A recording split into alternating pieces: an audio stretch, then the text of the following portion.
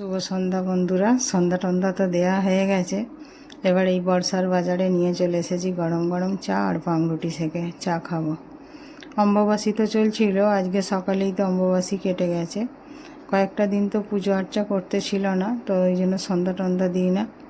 আজকে প্রথম সন্ধ্যা দিলাম। কিন্তু অম্বুবাসীতে সবাইদের নিয়মগুলো হচ্ছে আলাদা আলাদা থাকে। কেউ কেউ বলে ছেলে ঠাকুরগুলোকে পুজো করতে হয়, শুধু মেয়ে ঠাকুরগুলোকে ঘিরে দিতে হয়। কেউ বলে পুজো করতে আছে, ভগবানের পুজো বন্ধ করতে নেই। জানি না, এবার আমাদের যেহেতু রীতি এইটা যে তখন কয়েকটা দিন পুজো বন্ধ থাকে। আর হচ্ছে কি সন্ধ্যা টন্ধাও আমরা বাড়িতে দিই না। তো আজকে তো সকালে কেটে গেছে, তাহলে ঠাকুরের সব জায়গা পরিষ্কার করে সকালে একটু পুজো হয়েছিল, আর এখন তো সন্ধ্যা দেওয়া হয়ে গেছে। এবার চাটা খাওয়া হয়ে গেছে, চলে এসেছি জামা কাপড়গুলো গুছোতে। জামা কাপড়গুলো গোছানো হয়নি অনেক দিন, দুদিন ধরে। তো আজকেই গুছাচ্ছি বসে বসে সন্ধ্যাবেলায়। এবার গুছিয়ে রান্নাবান্নার বিশেষ আজকে আয়োজন আর নেই, কারণ সকালে যে রান্নাবান্না করেছি অল্প স্বল্প করে সবই মোটামুটি থেকে গেছে। হয়তো হবে কয়েকটা রুটি।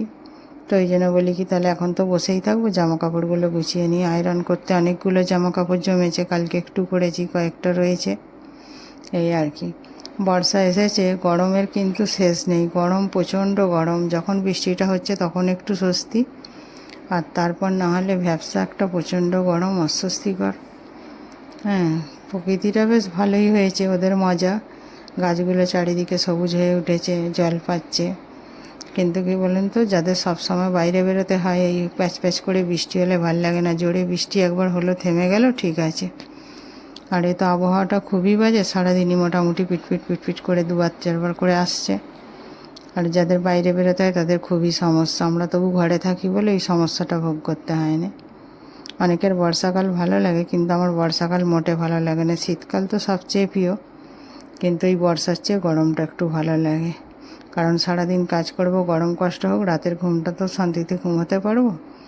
আর বর্ষাকালে কি বলুন তো, জামা কাপড় শুকানোর যেমন ঝামেলা, হ্যাঁ, একবার দিয়ে আর ছুটে ছুটে 7বার ছাদে ওপর আর নিচে, ওপর আর নিচে করতে থাকো, মানে ব্যায়াম করার আর দরকার পড়বে না, অটোমেটিকই ব্যায়াম হয়ে যাবে।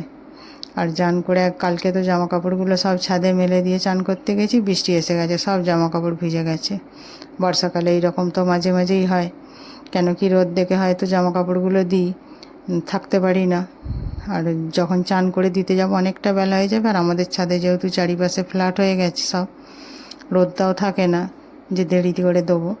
তো এই কারণে দিয়ে হয়তো চান করতে যাই ঘরটার মুছে, দেখবো অনেক সময় ওরকম হয়েছে, জামা কাপড়গুলো প্রায় শুকিয়ে শুকিয়ে এসেছে আর ভিজে গেছে। কিন্তু কি করা যাবে, ভিজে গেলেও আর কিছু করার নেই তখন।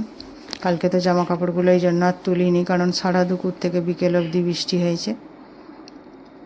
তো আজকেই ধুয়ে দিয়েছিলাম, সব শুকিয়ে গেছে, এই গোছানো হয়ে গেছে। এবার রাতের খাবার নিয়ে চলে এসেছি। বর তো এখন ভাত খাচ্ছে, শরীরটা ভালো নয় বলে রুটি খেতে বারণ করেছে, আর আমরা রুটি খাবো, মা ছেলে। সবাই ভালো থাকবেন বন্ধুরা, সুস্থ থাকুন, ভালো থাকুন। শুভরাত্রি, আবার পরে দেখা হবে।